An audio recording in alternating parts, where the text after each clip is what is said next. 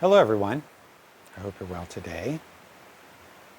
Today I would like to talk with you about the relationship between focused attention and awareness. And I'm going to do that by breaking our human experience into three different chunks. And I'm doing that somewhat arbitrarily, I think we could say, because in reality it doesn't feel to me like they are three different independent things, these things I'm going to tell you about. It's more like there's a continuum. It's just helpful to break them apart so that we can see kind of different relationships between these different aspects in our experience. So here's what the three things are. The first one is focused attention. So you've probably noticed that you have this thing that we call attention, and you can focus it on something. So, you can focus it, like right now, there's I'm in a barn here that's on the property where I live. Right outside the barn, there's a post. And so I can focus there's a knot on the post, and I can focus my attention on the knot on that post, and I can hold my attention there. Okay, so that's what our attention is. The second thing, and I'm going to use actually an illustration in a minute that will kind of flesh this out more, I hope, and make it clearer. The second thing is awareness. So actually try this with me as I talk. So you can focus your attention on something. So I'll do it while I'm talking with you. So I can focus my attention on the knot in the post, and then at the same time I can allow my awareness to expand to include other things. So here where I am, there's a princess tree that's right next to the post. I can see the big leaves. I can see things moving around in the breeze. There's a butterfly moving around over there. So there's like a space or like a field of awareness that experiences where things are happening, and I'm experiencing that. And that's what I call awareness. Okay? All right. And then the third thing is it's a little bit harder to talk about, but here's the best descriptor that I feel like I know. It's being aware of being aware. All right? So try this. So try it again. So I'm focusing on the knot. Here's the field of awareness. And I'm aware that I'm aware of what I'm aware of. Try that for a second. Okay? All right, so those are the three different places. The second place, the place of awareness, can include, now I was just talking about physical things, but it also can include internal things. Feelings, sensations in the body, which is sort of an external physical thing in a certain way. Also, what is happening in conditioned mind. That also can happen in awareness, so I want to throw that in too. Okay, so here's the illustration I want to use. So the other day, I went with a friend down to a river that's not too far from here, and we spent the day by the river swimming and hanging out and stuff, and it was lovely. And while we were down there, we got to know a snake. It was a water snake that was curled up in a rock in the sun up above out of the water. And we were able to get close enough to it that we could sit with it. And we did that for quite some time. We just kind of sat with it and observed it and just sort of felt what it was like to be there with the snake. And then we were in the area for probably 5 or 6 hours. And while we were there, we kept going back and checking on the snake. And it basically stayed in one place that entire time. It moved a little bit. It changed its position a little bit when we were away. But it basically just stayed just perfectly still on this rock in the sun. And we were projecting onto that snake, and I acknowledge that we were projecting. We actually don't know what was going on with that snake at all. I have a friend who's a biologist, and she likes to remind me that when I'm projecting on animals, which I regularly do, that I actually have no idea what I'm talking about because I don't know what their experience is. But I'm not letting that stop me. I'm going to continue to project, and in this case, I'm going to project onto the snake as a way of illustrating these three different places. Okay, so I project onto the snake that it is completely present, that it doesn't have the ability to be somewhere else than where it is. Now we, as humans, we very much have that ability, at least in my experience of myself. The way that we leave the moment is we go up into our heads, and we start moving into imaginary realities. That's what a piece of what we talk about as conditioned mind is. There's this, these imaginary places we can go into in our minds, where there's things that are happening that are not actually happening right now, but we're imagining that they are. So that's how we leave the present as human beings. My projection is that snake doesn't have that capacity. Okay, so it's fully present. And I project that onto all animals, onto trees, even onto inanimate objects to a certain degree. I mean, they're just present. They're just there where they are. Okay, so that's the first chunk. Second chunk, I also project that that snake is aware to a certain degree. I mean, it's certainly, now, I mean, there really was no indication because it wasn't moving, but I was projecting all over that snake that it was aware we were there. I mean, the only indication was when we went away, it changed position. When we came back, it was in a different position, and it felt kind of like it was waiting for us to go away before we came back. But we were only 5 or 6 feet away from the snake, and so I can just about guarantee you that it was aware of us. And I also project, it's aware of other things that are going on in its environment. It's aware of the changes of temperature that are happening. It's aware of the other critters that are around. It needs to have a highly developed sense of awareness to be able to be safe and also to get whatever food it eats, little frogs and things and whatever it eats. So it has to have the awareness to be able to do that too. So it's present and it's aware. Now, I mean, I get it that I'm just wildly projecting here, but it is my projection that snake was not aware that it was aware. We humans have this really incredible capacity to be self-conscious. We can be aware of ourselves. We can be aware that we exist. We can be aware that we're going to die. We can imagine all kinds of other possibilities of things that could be happening that aren't happening. So we have the ability to sort of be outside of our immediate presence in this place of could be self-consciousness if it's if it's conditioned mind doing that. Could also be self-awareness in the sense of being aware of being aware. I project that snake did not have that, and that it wasn't aware that it was aware. But we, as human beings, do have that capacity. Okay, so let's apply that to us in our experience. So what does practice look like in that context? And what does life look like in that context? What's a good way to live knowing that there's these three places? Well, we need, in order to be a happy person who is at peace and lives in harmony in this world and does not suffer, we need to be able to be present, for sure. And what that means, basically, is we need to be able to have our attention here in the present moment. As you are likely aware, we are highly conditioned to have our attention elsewhere. And this is a huge part to me of what spiritual practice is learning to see how our attention leaves the present and how to recapture our attention when it's left and bring it back to the present. If our attention is here in the present, then we are here. If our attention is somewhere else, then we are not here. Okay? And the reason why that's important for someone who wants to not suffer in this world is because we suffer in the sense of being an imaginary self that is separate from life when we go into conditioned mind and live inside the fantasies that are in conditioned mind. In order to escape from the fantasies of conditioned mind, we need to be able to turn our attention away from that and get here into the present. Okay? And focus our attention here. Okay, so we definitely need that. We definitely need to have awareness. Partly because we just have to be aware of what's happening around us so we know how to function, just like the snake does, really. And also, we have this capacity to be aware of our internal experience as humans. I don't project that the snake has that, but I could be wrong. But we have this capacity as humans, so we can look to see how we're feeling. And we can gain information based on how we're feeling. And we can be aware of what's happening in conditioned mind. And so let's say there's some kind of process going on in conditioned mind. I'm believing some story about what's wrong with me or what's wrong with the world or how this shouldn't be happening or that shouldn't be happening, typical conditioned mind stuff. In order to escape from conditioned mind, I have to be aware of that.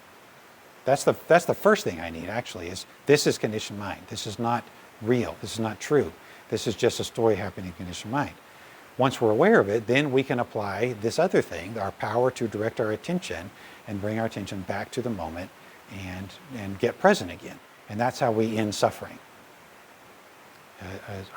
It's how we end our relationship with conditioned mind. We become aware that it's happening and we drop it and bring our attention here to the moment. Okay, so we need those things. It's also super handy and leads to a deep experience of life and a lot of happiness in my experience to be aware that we're aware. And so, let's say that has just happened. I've recognized that I'm in a conditioned story. I've dropped that. I've brought my attention back to the moment. I could just be focused. I could just be present like the snake, which is a lovely experience to have because I'm not suffering. And there's this other capacity we have to be aware that we're there, aware that we're present, aware that we're in the moment. That to me is where the real juicy goodness of being alive as a human being comes from. To be present and to be aware that I'm here, that I exist. Or even to take out the I, that the experience is happening, to be aware that this experience is happening and to be fully present in it.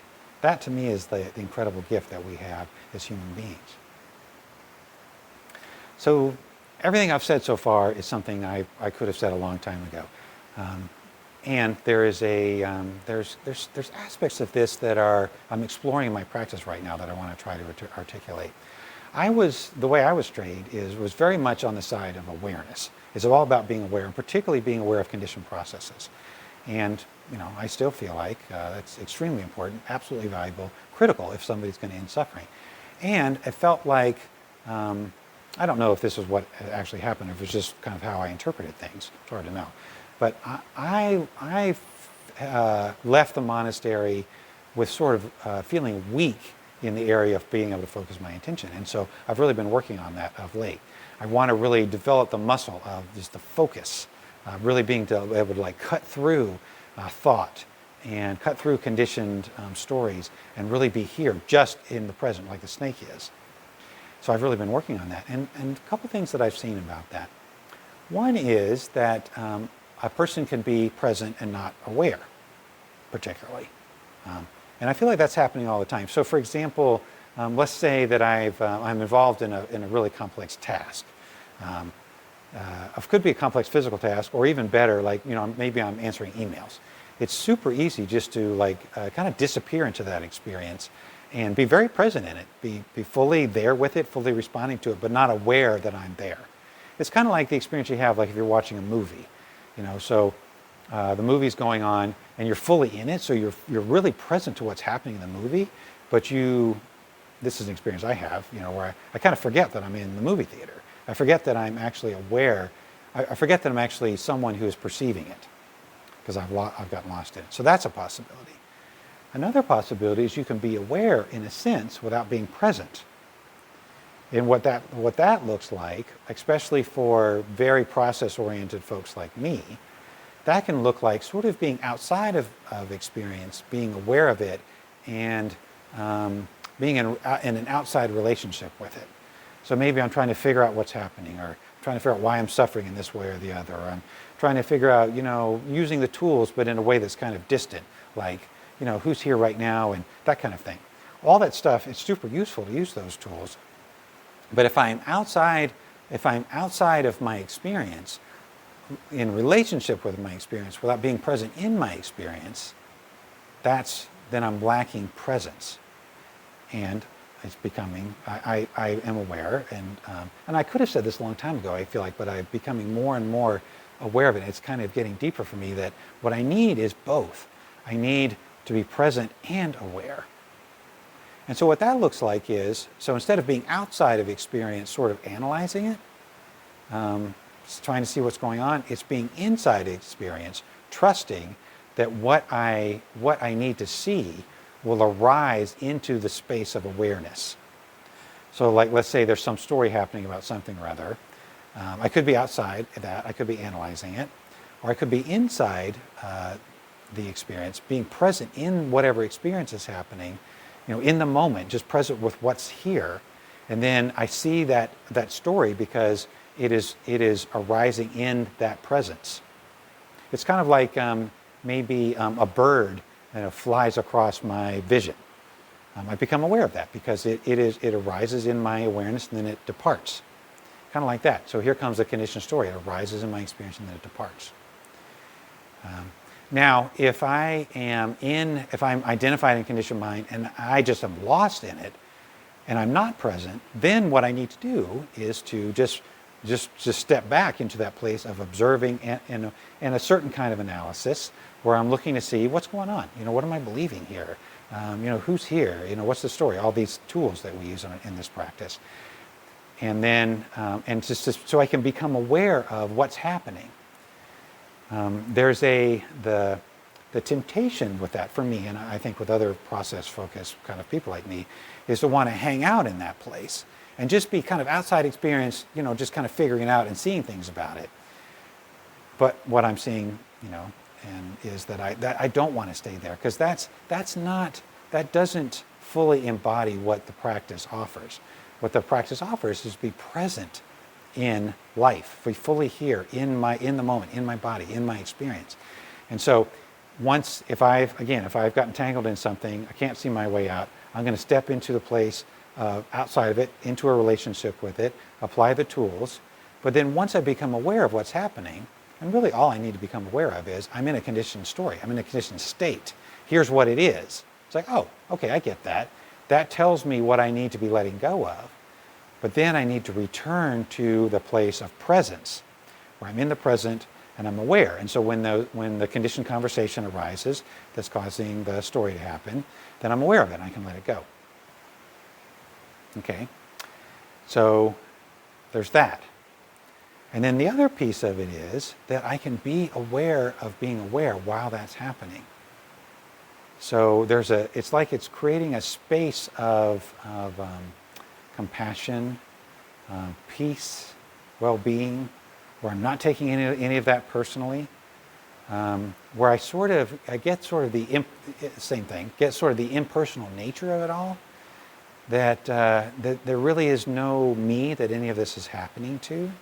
It's a big transcendent place that for me includes just this deep sense of well-being, certain sort of like blissful feelings sometimes, even sort of ecstatic feelings sometimes. And it sort of like creates a space where that other stuff is happening in, where the presence is happening in and the awareness is happening in. So that can happen in that place too. And so to me, there's not one of these that's better than the other. And it feels like our organism is adapted to be able to apply these different three sort of states depending on what is appropriate. So for example, let's say I'm driving down the highway and somebody cuts out right in front of me or cuts across from the other lane in a way that is dangerous.